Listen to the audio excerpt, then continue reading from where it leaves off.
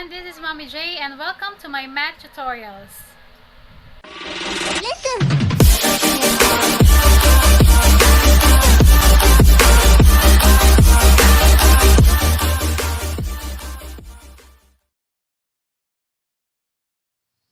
Okay, let us discuss laws of exponents. Okay, so here are the rules of exponents or laws of exponents that we will be using in the next few slides. Multiplication rule, so when we have the same bases, we add the exponents when they are multiplied. So we add the exponents. Now in division, same bases given, we subtract the exponents. Power of a power rule, a certain expression with exponent, when raised to another exponent, we multiply the exponents that we can see there.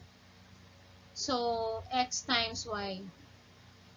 Power of a product rule, when we have product of two terms and then there's an exponent outside this grouping symbol, we distribute the exponents. Similarly with a fraction, so we distribute also the exponents to the numerator and to the denominator. Zero exponent, any number raised to 0 except 0 is equal to 1. Then negative exponent, whenever we have a negative exponent in the numerator, it becomes a positive exponent and it will be seen now in the denominator. Now fractional exponent, we will not be discussing it here in the next slides, but this tells us that when we have a fractional exponent, x over y, x becomes the exponent inside the symbol. This is a radical sign. And the y becomes a small number there. We call it index. More on this when we talk about radicals. Okay, now let us try to answer this simplifying expression using the laws of exponents. So for number 1, we have, so we will be multiplying here 5 and 2, 5 times 2, so that would be 10. And then with the x variables, x raised to 7 and x raised to negative 2, it becomes x raised to 5. So we add the exponents when we multiply the similar terms. With the same variables, we add the exponents. Y cubed, y raised to 8. Okay, so this is the final answer. Number 2. So in number 2, we have here, in number 2, exponent. So outside the grouping symbol, the parentheses, there is exponent 2 here. On the other group, there is also another exponent, which is cube. The first thing we need to do here in the first parenthesis, set of parentheses, is distribute this exponent to each of the variables inside. So it becomes a raised to 3 times 2. So that is 6. B raised to 4. And c squared. Now, on the other parentheses, we will distribute the exponent 3. So that will become a raised to 12, b raised to 9, and c raised to 6. Now, we can see here same bases, a, and then b, and then c. Now, we can simplify this further by adding the exponents of the same bases. So, we have a raised to 18, that's 6 plus 12 for a. And then b is 4 plus 9, which is 13. And for letter c, we have an exponent of 2 and 6, so that's 2 plus 6, which is 8. So, this is the final answer for this. Now, number 3, we can see here fraction. So in division, when we when we have coefficients, but we can see here 8 and 2, so we divide them. 8 divided by 2 is 4, alright? And then with the variables, with same bases, we subtract the exponent. So for letter M, raised to 8, 8 minus 3, so M raised to 5. Now in letter N, we have N squared and N raised to 4. We can do actually subtraction 2 minus 4. 2 minus 4 is negative 2. Now, the negative exponent is not acceptable as final answer. So, we can see kanina in the laws of exponents that whenever we have a negative exponent, we can put it in the denominator or vice versa. Kung nasa denominator yung negative, ilalagay naman natin siya sa numerator. So, in this case, it becomes n squared in the denominator. So, that is the final answer. Okay, so in number 4, though this is similar to what we have in the previous slide, there's an exponent outside the parentheses. We have to distribute this first to each of the variables inside the parentheses, this negative 2 and also this negative 3 in this group. Okay? So we will multiply the exponent negative 2 to the exponent of the variables inside. So this will become a raised to positive 6, b raised to positive 2. Negative 1 times negative 2, positive 2. On the other group, we have negative 3 to be distributed into a raised to negative 5. So that becomes a raised to positive 15. And then b squared raised to negative 3, that will be 2 times negative 3, b raised to negative 6. Alright? And then applying the multiplication rule, when we have same bases, we add the exponents. So for letter A, we have 6 plus 15, that is 21. And for letter B, we have 2 plus negative 6, that is negative 4. Again, we cannot accept a final answer with negative exponent. So a raised to 21 all over b raised to 4. So this is the final answer. Okay, number 5. Now, similar to multiplication, with exponent inside the grouping symbol, we will distribute this 4 into x, y, and z. We will multiply each of the exponents with 4. So this will become x raised to 28, y raised to 8, z raised to 12. Right? So that's the final answer. In number 6, it seems a bit complicated, but it's not. We'll just distribute this negative 2 first to each of these variables and coefficient inside the parentheses. Okay, so let's do this one by one. So in the first parenthesis, the negative 2 will be distributed as the exponent of 6. Don't forget. 6 should also be distributed with that negative 2 exponent.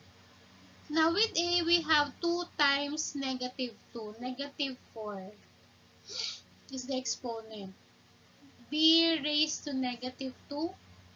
Alright, so we're done with the first parenthesis.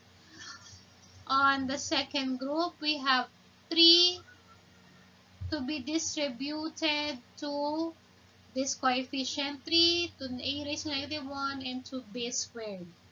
So we have 3 raised to positive 3, a raised to negative 3, and b raised to 6. 2 times 3 is 6.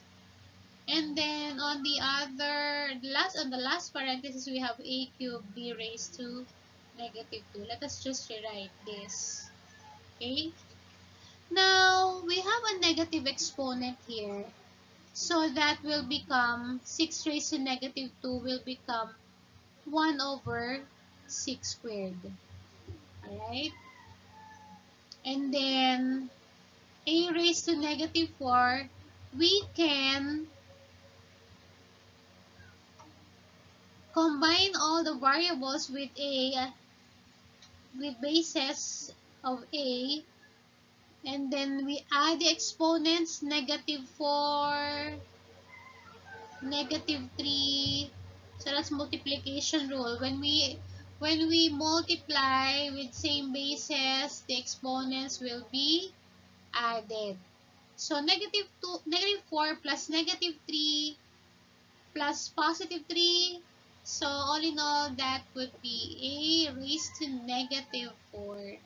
Okay, so parang na-cancel lang yung negative 3 at saka positive 3. Now with B, we have negative 2. So we have negative 2, positive 6, and negative 2. So all in all, that would be 6 minus 4. So that would be b squared. Okay? So raised to 2. Oh well, we have here 3 cube also. So 3 cube. Now we can just write 3 cube as 3 times 3 times 3, which is 27. 1 over 6 squared is actually 1 over 36. Now with 27 here, right, let's try 27. And also a raised to negative 4 will become a raised to positive 4 in the denominator. B squared is retained in the numerator. Alright?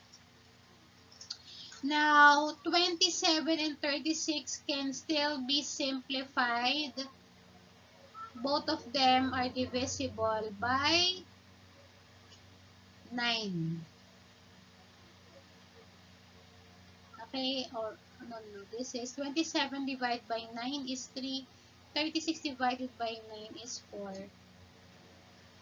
So that will be 3 over 4 b squared a raised to 4. Or 27 over 36 is simply 3 over 4. So, kaya yung naging kanyang coefficient. Alright, so for number 5, we will distribute first negative 1 to each of the variables, the exponent in the variables inside the parentheses.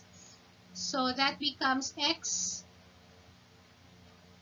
raised to negative 4, y, negative 2 times negative 1 is positive 2, so that's y squared, x raised to negative 5, and y raised to negative 3.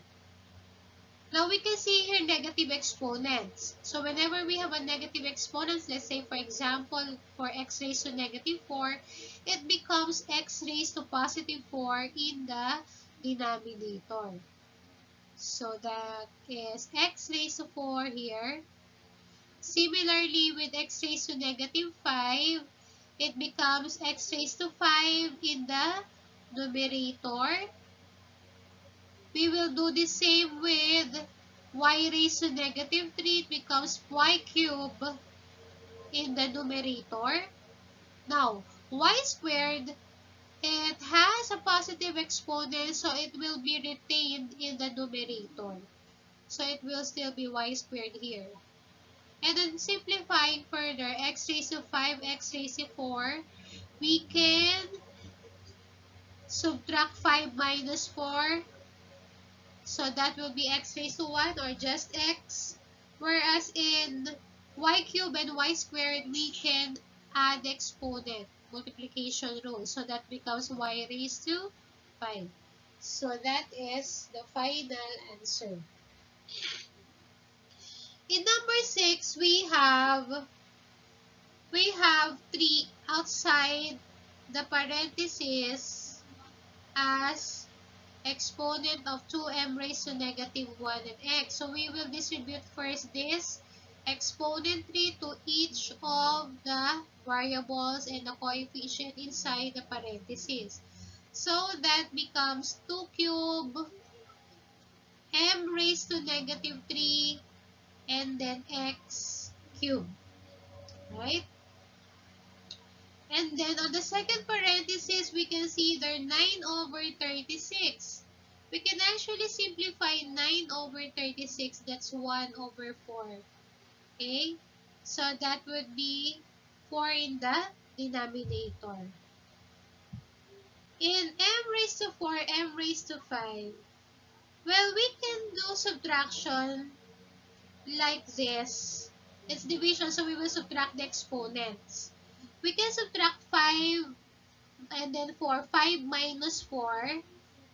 Instead of 4 minus 5, it becomes, kasi 4 minus 5 becomes m raised to negative 1. But we can do shortcut here. M raised to 5, m raised to 4. So you subtract 4 from 5. So that becomes m raised to 1 in the denominator. So kung nasan mas malaki yung exponent, doon na iiwan yung variable. Okay? So like 5 minus 4, m raised to 1 or just m. Now in x squared and x raised to negative 4, what you can do here is to transfer x raised to negative 4 in the numerator. So it becomes x raised to 4, positive na siya. So wala na siya dyan. So it becomes x raised to 2 plus 4 is 6. Alright? And then, simplifying further, we have 2 cubed here, which is 8. And then, we have another coefficient here in the denominator, which is 4. We can write it here in the denominator. So, that is 4. And then, with m raised to negative 3 here, we can put this in the denominator as m cubed. So that will become m cubed here, together with the m in this parenthesis. So, magkatabi na sila. Now, with x cubed and x raised to 6, so pareho silang nasa numerator, that becomes x raised to 3 plus 6, x raised to 9. Now, 8 over 4 is 2. Alright? And then x raised to 9. And then m cubed m will become m raised to 4. So this is the final answer. Okay, number 7. Now in number 7, maybe it's a bit complicated when you look at it, but still we have to apply the laws of exponents. Now we have coefficients 2 and 3, so we'll just multiply it. 2 and 3, multiply 2 times 3, so that will become 6.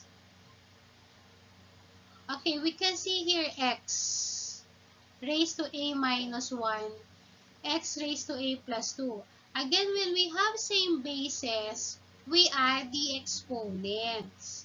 So, ibig sabihin yan, we will add a minus 1 and a plus 2. Alright, so we'll add this to expression a plus a, so that is 2a. Negative 1 plus 2, so that is positive 1. So the exponent now of x is 2a plus 1. And then we have letter y. So for letter y, so what's the exponent of y in the first parenthesis? So the exponent of y here is 1. With 2b, same basis, we add the exponent. So that's 1 plus 2b or 2b plus 1. Alright, so that is the simplified form of the given expression. Okay, so in number 8, similarly, we have a variable in the exponent, but still we really have to apply the laws of exponents.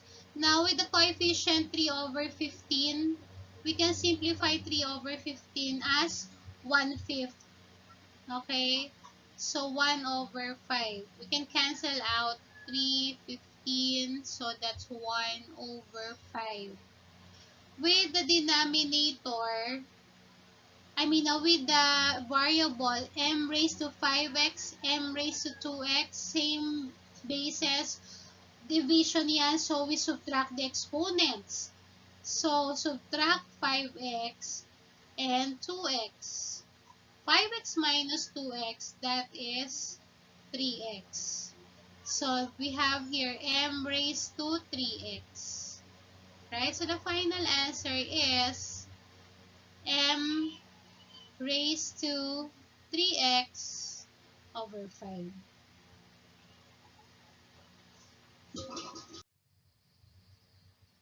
Alright, so that's laws of exponents. I hope you understood all the examples in the previous slides. And don't forget to subscribe and turn on notifications for more lecture videos coming soon. Thank you. Listen.